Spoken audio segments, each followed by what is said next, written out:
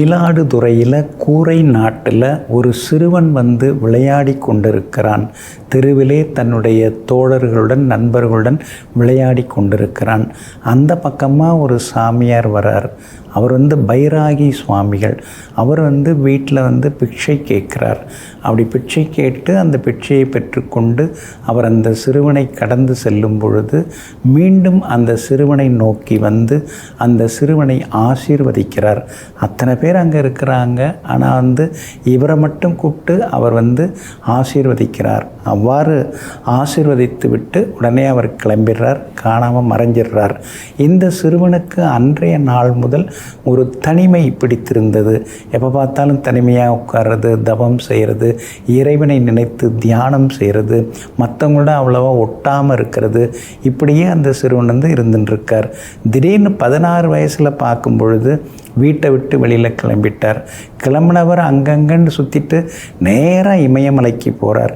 இமயமலையில் ரிஷிகேஷ் அங்கே வந்து உட்கார்ந்து கடுமையாக தவம் செய்கிறார். மிக கடுமையாக வந்து தவம் செய்கிறார். ரொம்ப கடுமையாக தவம் செய்கிறார். இறைவனை நினைத்து கடுமையாக தவம் செய்து கொண்டே இருக்கிறார். அங்கே வந்து சிவானந்த ஆசிரமத்தில் ஆன்ம பயிற்சி மேற்கொள்கிறார். கடுமையான பயிற்சி ஸ்ரீ சிவானந்த ஆசிரமத்தில் பயிற்சி எடுத்துக்கிறார். அதுக்கு அடுத்து தான் வந்து கல்கத்தா வரார். அங்கே வந்து காளிச்சரண் பட்டாச்சாரியா அப்படிங்கிறவங்கள்ட்ட வந்து தீட்சை வாங்கி கொள்கிறார். இப்படியே சில காலம் போய் 21 வயசில் வந்து பிறகு தன்னுடைய மயிலாடுதுறைக்கே மறுபடியும் வருகிறார். பிறந்த ஊருக்கே மறுபடியும் வருகிறார்.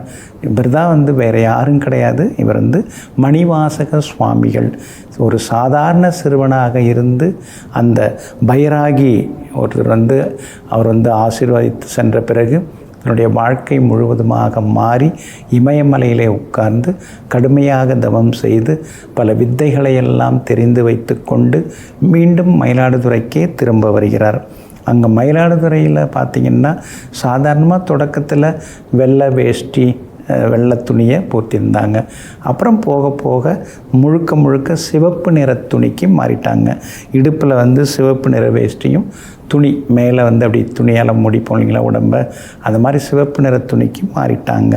அதுக்கடுத்தது வந்து ஒரு கடையில் கணக்கு பிள்ளையாக கணக்காளராக சில நாட்கள் வேலை பார்த்தாங்க. அதுக்கடுத்தது பார்த்திங்கன்னா கூரை நாட்டில் ஐயனார் கோவில் அங்கேயே வந்து தங்கிட்டு இருந்தாங்க.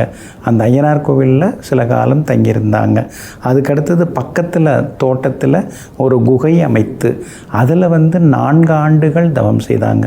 கடுமையான தவம் செய்தாங்க. ஸ்ரீ மணிவாசக சுவாமியிலேருந்து மிக கடுமையாக வந்து தவம் செய்தாங்க. அந்த தவமெல்லாம் வந்து செய்து முடிச்சுட்டு அதுக்கு பிறகு வெளியில் வந்தாங்க. குகையை விட்டு வெளியில் வந்தாங்க. வந்தவுடனே பலவிதமான பூஜைகள்லாம் செய்ய ஆரம்பிச்சிட்டாங்க. அதாவது 24 மணி நேரமும் கடுமையான பூஜைகள். அதுக்கடுத்தது யாகங்கள். யார் வந்து எந்த குறை சொன்னாலும் அந்த குறையை தீர்ப்பதற்கான தீட்சைகள் அதெல்லாமே வந்து கொடுக்க ஆரம்பித்தாங்க. நாளுக்கு நாள் கூட்டம் கூட ஆரம்பிச்சுது. அதிகமாயிட்டே போச்சு. ஸ்ரீ மணிவாசக சுவாமியுடைய புகழும் எல்லா இடத்துலையுமே பரவ ஆரம்பிச்சுது. உண்மையை பேசணும் அப்படின்னு சொல்லுவாங்க. அதே மாதிரி யாருக்கு எந்த துன்பம் இருந்தாலும் அந்த துன்பத்தை கேட்டு அதிலேருந்து வெளியில் வர்றதுக்கு அவங்களுக்கு வழி சொல்லுவாங்க. அதற்கான பூஜைகள் அதற்கான யாகங்கள்லாம் செய்வாங்க. முக்கியமாக பார்த்திங்கன்னா சிக்கல் அப்படின்னு வர்றவங்க யாராக இருந்தாலும் அவங்கள உட்கார வச்சு பஞ்சாட்சர மந்திரங்கள்லாம் ஓத வைப்பாங்க. அதுக்கடுத்து வந்து ஸ்ரீ காளிதா தேவியையும் நினைத்து வணங்குவாங்க.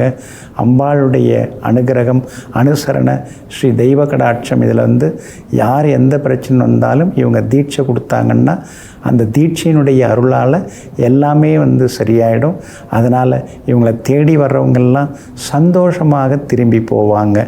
இப்படியே இருந்துட்டு இருக்கும் பொழுது நிறைய சீடர்கள் வந்து குவிய ஆரம்பித்தாங்க.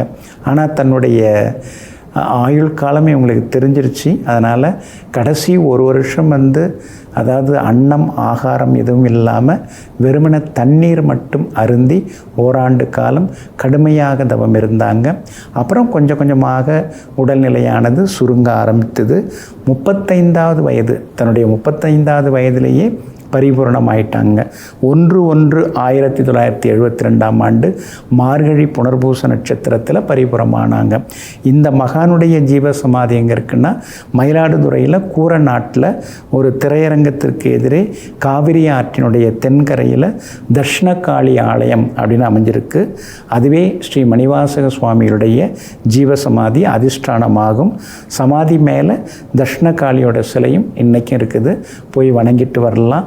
இந்த மகான் ஸ்ரீ மணிவாசக சுவாமியில் வணங்கினோம்னா, தியானம் செய்தோம்னா எல்லாம் நமக்கு கிடைக்கும். ஒரு முறை போய் வருவாங்க. நெஞ்சிற்கினியவர்களே, வியாழக்கிழமையாகிய இன்றைய நாள் மகான்கள், யோகிகள், தவசிகள், மகரிஷிகளின் நல்லாசியால் வெற்றி திருநாளாக உங்களுக்கு அமையட்டும். மீண்டும் நாளை காலை சந்திப்போம். நன்றியுடன் உங்கள் ஜோதிட முனைவர் KP வித்யாதரன். வணக்கம்.